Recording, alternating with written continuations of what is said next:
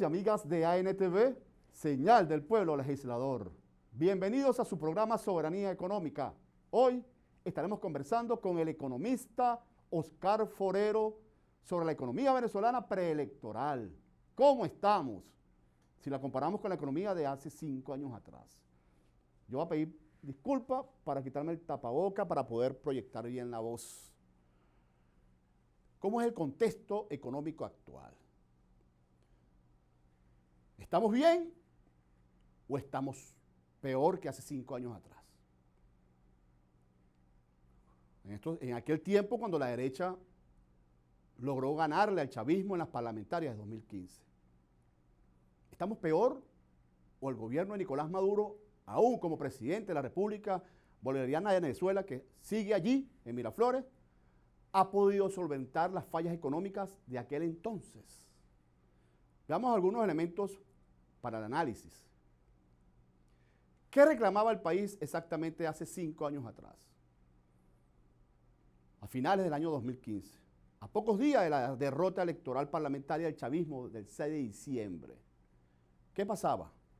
Recordemos que la economía venezolana está presenciando rasgo de una recesión continuada, con una crisis profunda de producción, una caída del 7% del PIB en el año 2015, una especulación desatada por manipulaciones de oferta por parte de los grandes monopolios de bienes y servicios de primera necesidad y de consumo masivo, que ocasionó, recuérdense, una fuerte escasez, y los precios aumentaban todos los días. Como resultado, la inflación de ese año superó por primera vez en la historia el 150%. En ese tiempo los ingresos petroleros también cada vez eran menores debido a que el precio venían cayendo pues, en el mercado internacional. Se ubicaba por debajo de $25 el barril. Desde mi perspectiva, esa crisis económica fue decisiva en los resultados electorales, que le garantizó a la ultraderecha agrupada en la mesa de la Unidad Democrática, aquella famosa MUD, que se apoderó de 112 diputados contra 55 del Gran Polo Patriótico. Como lo escribí en esa oportunidad, los resultados electorales eran el reflejo de lo que el pueblo estaba reclamando: más asistencia social, incremento de la producción nacional para disminuir los niveles de escasez, un sistema cambiario más estable, el reencuentro incluso entre los actores políticos, llámese oposición, gobierno, con los empresarios. También se reclamaba mayor seguridad y lucha contra la inflación, entre otros males. Dar respuestas a estas demandas sociales era parte de las reivindicaciones que el gobierno revolucionario de Nicolás Maduro debía asumir, y así lo reconoció públicamente y con mucha firmeza, incluso por mucha prudencia. El presidente Nicolás, ofreció trabajar por eso. Veamos por qué yo afirmo esto. ¿Cómo estamos actualmente en lo económico? Han transcurrido 5 años y hoy tenemos un país bloqueado por los Estados Unidos y sus aliados en Europa y América Latina, con una persecución financiera y comercial por la gestión de Donald Trump, porque nuestro país sigue siendo una pieza clave en el ajedrez de la geopolítica mundial, por los recursos estratégicos que poseemos y por nuestras alianzas políticas con los enemigos de Estados Unidos, como son China y Rusia. Fundamentalmente eso. Pero si revisamos detenidamente los males económicos de 2015 con respecto a la actualidad, a finales de junio de 2020, nos encontramos que el gobierno revolucionario ha resuelto, escúchese bien, ha resuelto algunas de esas fallas económicas que conllevaron a la derrota electoral en ese entonces. En primer lugar, todo el mundo reconoce que hoy hay más asistencia social que hace 5 años atrás. Nadie puede negar la fortaleza del sistema de protección social que ha diseñado, ejecutado y fortalecido cada vez más el gobierno, como un complemento a las misiones y grandes misiones existentes desde el tiempo de Hugo Chávez Frías. El sistema de distribución de alimentos subsidiados, CLAP, es un hecho palpable y plausible incluso a nivel mundial. Son más de 6 millones de familias las que mensualmente reciben una bolsa de alimentos de aproximadamente 13 productos promedio, subsidiado, que representa apenas para el bolsillo del venezolano 0,075 dólares oficiales. Escúcheme, 0,075 dólares oficiales cuesta la bolsa CLAP para el venezolano. Una bolsa que en el mercado abierto la gente tendría que pagar aproximadamente unos 15 dólares. Asimismo, se hacen entregas de proteínas programadas mensualmente para la gente más pobre y golpeada por el bloqueo y la guerra económica. Eso es una realidad. Que la gente que vive en el cerro, los llamados sectores vulnerables, que en su mayoría hoy son una base de misiones. El gobierno los atiende mensualmente, con proteínas, alimentos, servicio médico, nutrición. Es decir, está haciendo el seguimiento permanentemente. ¿Cómo lo ha logrado? Gracias a la plataforma digital exitosa de comunicación directa, incluso de bonificaciones a las familias, de apoyo a las personas vulnerables y de subsidios de combustible incluso, que se ha denominado Sistema Patria, que representa un soporte a la gestión e inversión social del gobierno revolucionario. En segundo lugar, nadie puede negar que la escasez ha desaparecido, que no se forman las grandes colas que en el 2015. En los anaqueles se encuentran diversas marcas de rubros esenciales como harina, maíz precocida, 5 marcas de arroz, pastas, azúcar, aceite comestible, de leche, varias marcas, incluso de refrescos. Se está dando un fenómeno interesante en el mercado de proteínas de este mes de junio de 2020. Eso nadie lo puede negar. El cartón de huevo está cayendo el precio. El queso y el pollo han bajado de precios en Caracas. Así como lo están haciendo algunas hortalizas. Eso es la realidad. Eso no ocurría en el 2015. En tercer lugar, el sistema cambiario goza de una estabilidad relativa. Es un hecho concreto. En el 2015 había control cambiario y resurgió Dollar Today, acuérdense de eso, como un arma sigilosa para desestabilizar el sistema monetario nacional e inducir la inflación desde el exterior, desde los enemigos nuestros. Hoy el sistema cambiario es libre y complementario. Es un hecho concreto que hoy se puede transar libremente, legalmente con bolívares, con dólares, con euros, incluso con criptomonedas, Petro, Bitcoin, Dash, Lirecoin, etc. Y en las ciudades fronterizas de manera ilegal, es verdad, de manera ilegal se transa, por lo menos en Táchira, con pesos colombianos o con gramas de oro por ahí por Brasil. Pero hay un hecho que persiste, es verdad, el dólar paralelo persiste y su influencia como orientador social, comercial e industrial de fijación de costos y precios, que eso hay que supervisarlo en estos próximos meses. ¿Qué está pendiente ese dólar paralelo? Un elemento determinante a revisar desde mi apreciación es la pérdida de poder adquisitivo. Para mí es el caballo de Troya electoral. Hay un reto, casi que perenne, recuperar el salario de los trabajadores. Porque si compara con 2015, un salario mínimo con cesta ticket podía comprar hasta 18 cartones de huevos. Si tú querías gastar todo el salario en huevos. Incluso podías comprar hasta 30 kilos de pollo si querías gastar todo tu salario en pollos, kilos de pollos. Incluso podías comprar con tu salario 2 bultos de harina de maíz precocida. Claro, pero en ese tiempo no había en el mercado. Las colas eran por eso, no había.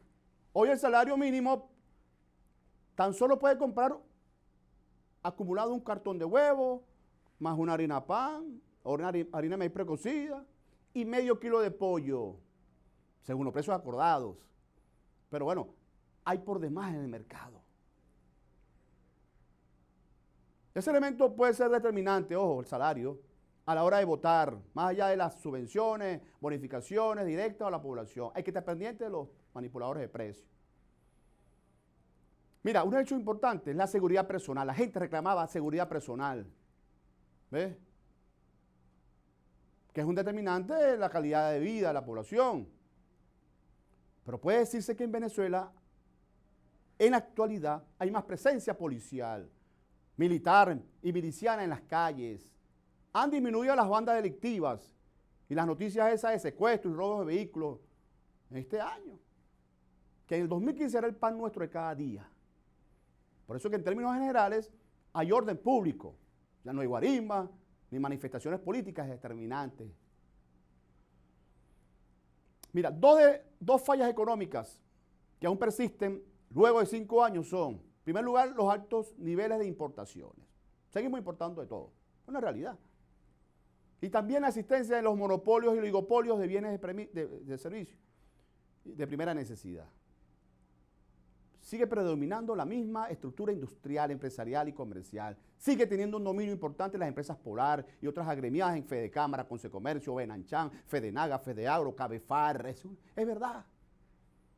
Y eso representa un riesgo latente, que en la medida que nos vayamos acercando a diciembre, al Día de las Parlamentarias, estos sectores opositores es muy probable que comiencen a arreciar y a manipularlos a la economía, como lo hicieron en el 2015, a fin de generar escasez, inducir la inflación y menguar cada vez más el poder adquisitivo de los trabajadores venezolanos. Valga decir, del votante, del que decide. Vamos a un corte y ya regresamos con la entrevista del día.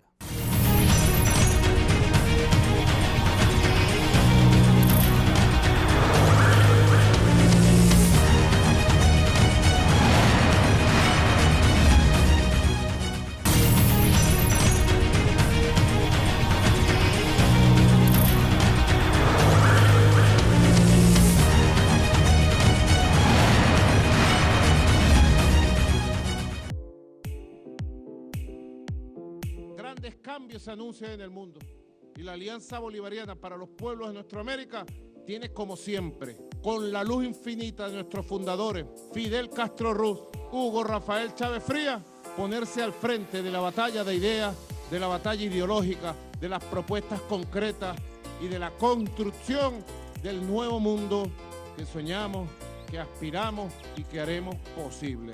El Consejo Político del ALBA y el Consejo Económico del ALBA aterriza con decisiones tomadas por los gobiernos. En el campo de la vacuna contra el coronavirus, relanzamiento del Banco del ALBA, relanzamiento de Petrocaribe, reactivación del Sucre.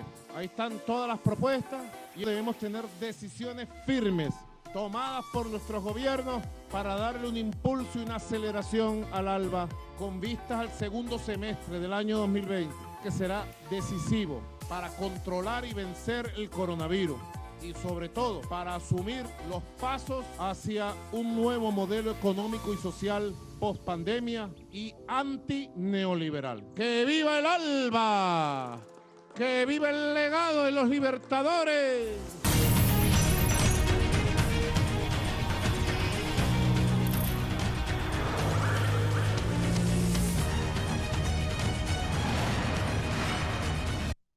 Estamos de regreso en su programa Soberanía Económica. En esta oportunidad vamos a conversar con el economista Oscar Forero. ¿Sobre qué? Bueno, la economía venezolana preelectoral. ¿Cómo estamos? Oscar Forero, él es un economista, reside ya en el estado Táchira. Es un investigador del Centro Internacional Miranda, un analista, es escritor, genera mucha opinión y sabe del tema económico. Ahí lo tenemos en línea. Por teléfono. Profesor, voy a hacerle la siguiente pregunta. El mundo sigue convulsionado y a la vez en recesión producto de la pandemia. Las tendencias indican que la pandemia global y el confinamiento forzado durará todo el 2020. Ya van 10 millones de infectados en el planeta, con más de 510.000 muertos. ¿Y usted cómo ve la situación económica mundial? Bueno, mire, saludos primero que todo, Andrés, gracias por la invitación. Lo primero pues que tengo que decir es que la crisis venía desde mucho antes del tema de la pandemia. hay una crisis general que se viene acentuando de manera crítica con respecto pues, al sistema capitalista y específicamente pues, o con mayor incidencia en el liberalismo, y evidentemente pues esa crisis ha venido escaporando pues, a raíz de la crisis que se genera con la pandemia del coronavirus. No es para nadie un secreto pues que a raíz de la disminución de la tasa de ganancia del capital, pues hay una crisis estructural, como lo define István Mesar, sobre este propio sistema capitalista y que al mismo tiempo ha venido acentuándose con el paso de las diversas, valga la redundancia, con el paso de las diversas crisis que se han venido dando. En el año 2008 tuvimos la última gran crisis, que fue conocida como la burbuja financiera, que es el resultado pues de un proceso de financiarización de la economía, es el resultado de un proceso de instauración de una economía no productiva, sino una economía que a nivel mundial vive de la especulación. Y esa especulación, por lo que ha venido generando es la aparición, el surgimiento de burbujas financieras como la de 2008 y como las que se vienen generando en estos momentos. De manera que lo que ha hecho el coronavirus como tal ha sido pues acelerar ese proceso de crisis y al mismo tiempo pues deja y denota varios factores que se han venido generando. Factores en el sentido de la necesidad imperiosa del Estado, ¿ok?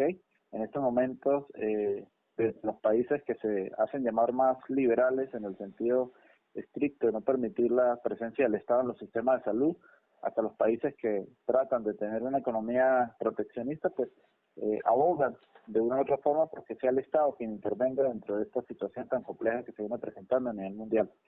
Y al mismo tiempo porque nos damos cuenta de que varios de los factores de medición de la economía mundial están mal diseñados, en el hecho de que no se prevé, por ejemplo, de que haya una pandemia como esta y nosotros simplemente analizamos las variables económicas y macroeconómicas en base a lo que nos dice el Producto Interno Bruto. Por este aspecto, pues, han habido pues algunos economistas que han venido planteando la necesidad de cambiar esa metodología, de nosotros ver lo que es un país en desarrollo y un país en no desarrollo, porque lamentablemente nosotros tenemos una visión bastante sesgada sobre lo que significa una economía en crecimiento y una economía en decrecimiento. Pero su análisis, ¿qué nos proyectan de cara al corto y mediano plazo? Mire, yo creo que lo que viene es bastante complejo para cualquiera de los países del mundo. El Banco Mundial prevé una caída significativa en el PIB mundial y hay una mayor incidencia en Latinoamérica. Es más, se dice que Latinoamérica va a ser la zona que más le va a costar recuperarse de la crisis. De manera pues que el escenario no es nada favorable, hay un escenario bastante complejo, hay un escenario en el cual pues hay una pérdida de hegemonía por parte de los Estados Unidos, que es una realidad en estos momentos que viene surgiendo, que viene desarrollándose desde hace un tiempo, y al mismo tiempo pues hay por decirlo así, hay un liderazgo que viene asumiendo la República Popular China, la economía china, que evidentemente pues va a cambiar un poco las relaciones de juego a nivel mundial. Eso pues nos va a conducir pues a tener un mundo un poco más multipolar de lo que tenemos en estos momentos. Va a conducir a que de una u otra forma pues los países, como te dije anteriormente, cambien esa visión un poco tan neoliberal en el sentido de la asistencia del Estado, y lo que va a generar es que de una u otra forma pues los estados tiendan a volver o a retomar un poco esa agenda de asumir algunos papeles que había abandonado y que le había dejado a la empresa privada. Okay. A nivel venezolano, pues evidentemente hay una serie de factores que juegan, además de los que ya tenemos con la pandemia, hay una serie de factores que juegan en contra, como el tema de las sanciones estadounidenses que golpean fuertemente a Venezuela, como el tema del asunto con los combustibles, que también juegan un papel fundamental y que obviamente va a hacer que este año el Producto Interno Bruto venezolano también vaya en picada, sumando 7 años consecutivos en caída. Eso pues, es bastante lamentable porque tiene unos números en rojo pues que va a ser bastante difícil de recuperar en el corto tiempo. Fíjese, no, profesor, claro, de cara a lo que se está diciendo con respecto a Venezuela, hemos visto que el mercado petrolero, sin embargo, se está recuperando Ya el precio del petróleo en el mercado internacional está por el orden de los $40 el barril, según la sexta OPEP. Sin embargo, vemos que nuestra industria petrolera no ha logrado encontrarse esa política, esa estrategia de desafarse de las sanciones financieras y dependencia tecnológica, incluso del transporte y el comercio de Estados Unidos como mercado. ¿Qué le depara a nuestra industria petrolera a futuro? Mire, yo creo que la industria petrolera pues tiene que dar un rumbo bastante significativo. Yo, por convicción ideológica, no soy neoliberal, pero yo creo que lamentablemente en la situación en la que está ahorita el país, va a tener que cambiar un poco la visión que tiene sobre PDVSA, en el sentido de que va a tener que darle participación a algunos sectores privados que quieran invertir en nuestro territorio. Ya por ahí hay algunas noticias al respecto. No veo una situación o no veo una solución objetivamente que sea real en el campo o en el camino, que nos ayude y que nos colabore a obtener el financiamiento que requiere en este momento la industria petrolera para poder arrancar de manera significativa, dejando a un lado incluso las sanciones, dejando a un lado incluso la dependencia que nosotros tenemos. Pero la industria petrolera es evidente que requiere de una inversión significativa y que esa inversión en estos momentos el Estado venezolano no cuenta para ella.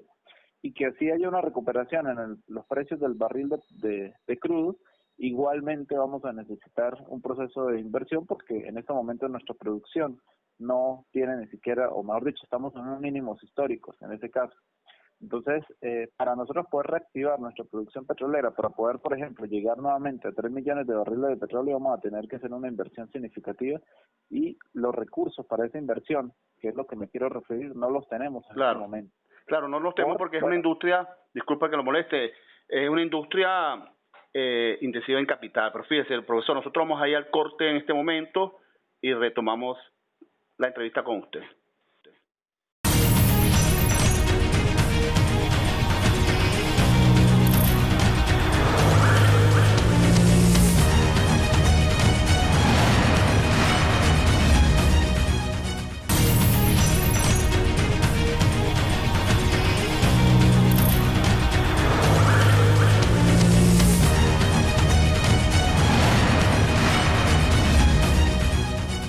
Estamos conversando en línea con el economista Oscar Forero. Él está en el estado Táchira.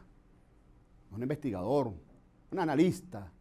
Con él estamos conversando sobre cómo estamos en la economía, en la actualidad, en un contexto preelectoral, parlamentario, muy decisivo para la vida política y económica de nuestro país. Profesor, hace exactamente 5 años, una época parecida a esta, la gente reclamaba más asistencia social, incremento de la producción para disminuir la escasez, reclamaba un sistema cambiario más estable y libre.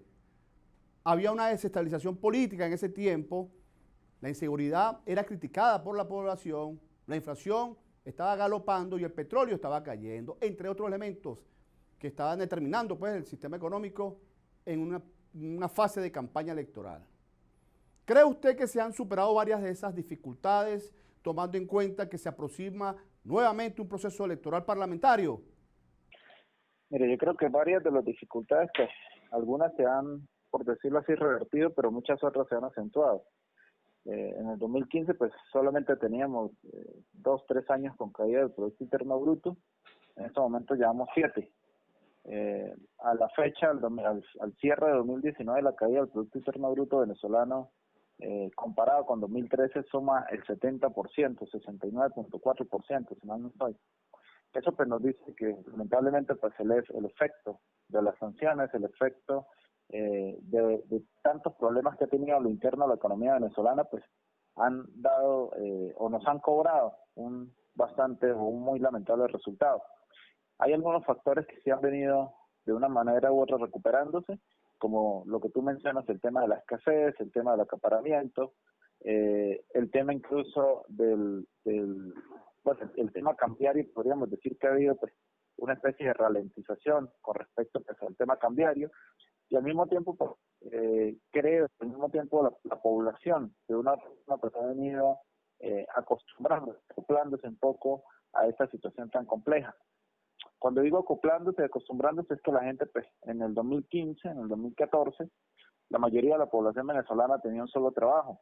En estos momentos, la mayoría de la población venezolana tiene 2, 3, hasta 4 trabajos. Es decir, la población ha tratado de una otra forma de sobrevivir a la crisis y de reinventarse sobre esa propia crisis.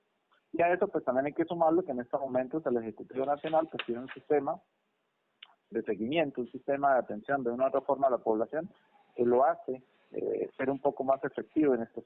A ver, si Perú, por solo poner un ejemplo, presenta casos significativos como los que pudiéramos tener nosotros, evidentemente Perú tiene en estos momentos 220.000, 230.000 casos de COVID-19, Venezuela tiene 4.500, 5.000. Pero si Perú quisiera depositarle un bono a su población, como lo hace Venezuela, tendría 1 millón de problemas. ¿Por qué? Porque Perú no tiene un sistema como de una u otra forma tiene Venezuela con el sistema patrio, que hace que de manera rápida, que de manera bastante inteligente, pues se le pueda transferir a cada familia venezolana, porque desde el Estado venezolano se tiene contabilizadas cuántas familias hay, quiénes integran la familia, quiénes son de la tercera edad, quiénes son recién nacidos, quiénes son personas con enfermedades, etcétera, y todo eso pues facilita de una otra forma la atención por parte del Estado. Es por decirlo así, uno de los pasos. Ahora, hay otros puntos que también hay que atender y que de una u otra forma pues afectaban en el 2015 y en este momento siguen afectando, o afectan incluso más que antes. Ejemplo, el tema del salario. El salario del trabajador venezolano tiene que ser un salario pues, que de una u otra forma cubra, con el cual él pueda cubrir sus necesidades básicas, y que no tengamos ni que andar dependiendo muchas veces de los bonos del Estado, ni que al mismo tiempo andar dependiendo de una otra forma de conseguir otras fuentes de ingresos dentro de la economía informal. De manera que esos son aspectos que el Ejecutivo tiene que tomar en cuenta, son aspectos en los cuales pues la población al momento de votar tiene que tomar en cuenta, y a diferencia de 2015, en este momento la población venezolana está menos politizada que en ese momento. Es decir, es muy probable que la gente no vote tanto al antichavismo, ¿okay? Pero al mismo tiempo eso también le puede preocupar al Ejecutivo Nacional, porque al Ejecutivo le conviene y al Ejecutivo pues le debe de una u otra forma tratar de motivar al voto chavista a que acuda a las urnas a ejercer su derecho. De manera que, bueno, es un escenario un poco complejo, es un escenario pues que no es nada fácil para ninguna fuerza de poder, porque también hay que tomar en cuenta que los factores de oposición, primero que están bastante fragmentados y que al mismo tiempo tienen unos problemas de liderazgo pues que con respecto a 2015 también se han venido acentuando. Ok, profesor. Bueno, muchas gracias por haber participado en nuestros programas. Estaremos en contacto para una próxima oportunidad. Bueno, muchas gracias, Andrés. Espero que estén muy bien. Sí, bueno, es Oscar Forero, ¿no? El economista del estado Táchira. Bueno, es importante los análisis que él hace. Es la economía en un contexto, en una época preelectoral. Y bueno, la sociedad en este tiempo comienza un arduo debate sobre la pertinencia incluso de votar o no votar. Ese es el debate que comienza, de por qué votar, por cuáles candidatos votar, por qué votar por los mismos o por otros. Es un debate que gira en torno al elector, sobre el poder que pasa a tener el pueblo para decidir quién regirá el futuro del poder del Estado que entra en juego, en este caso del Parlamento Nacional. Ese poder de decisión que en nuestro caso, en nuestro país, lo confiere la Constitución de la República Bolivariana de Venezuela, ¿no? Por medio del artículo 5º, que dice que la soberanía reside intransferiblemente en el pueblo y quien la ejerce indirectamente mediante el sufragio. Entonces es una fase decisiva para el futuro de nuestro país, porque de nuevo, incluso hay que recordar los últimos 5 años tormentosos que hemos tenido de enfrentamiento entre ese poder legislativo y el poder ejecutivo, donde los actores políticos, recuérdense, de ultraderecha que ganaron las parlamentarias en 2015, impulsaron un tipo de relaciones hostiles, muchas veces intolerantes, contra el presidente Nicolás Maduro, quien fue también electo de manera democrática, como ellos lo hicieron. pero que dicho enfrentamiento, bueno, nos llevó a una situación política, económica que actualmente hemos vivido. Todos los venezolanos dentro y fuera del país saben y han vivido lo que representa un sistema político donde sus actores no se ponen de acuerdo, que se enfrentan por el control del poder y peor aún, que saben que es usar el poder legislativo para cuadrarse con los intereses extranjeros y hacernos daño como nación, como han sido el caso de las presidencias de Ramos Alú, Julio Borges, Omar Barbosa y Juan Guaidó en esa Asamblea Nacional. La historia política contemporánea se encargará de ubicar en sus pasajes las acciones realizadas por estos actores políticos venezolanos de entrega de soberanía, de traiciones a la patria y de la promoción de bloqueos, sanciones y robo a nuestro patrimonio común, que es la industria petrolera. Nosotros llegamos al final de este programa. Nos despedimos de ustedes, Soberanía Económica, por este canal, ANTV, el señal del pueblo legislador. Nos vemos la próxima semana en este mismo espacio y por esta misma vía.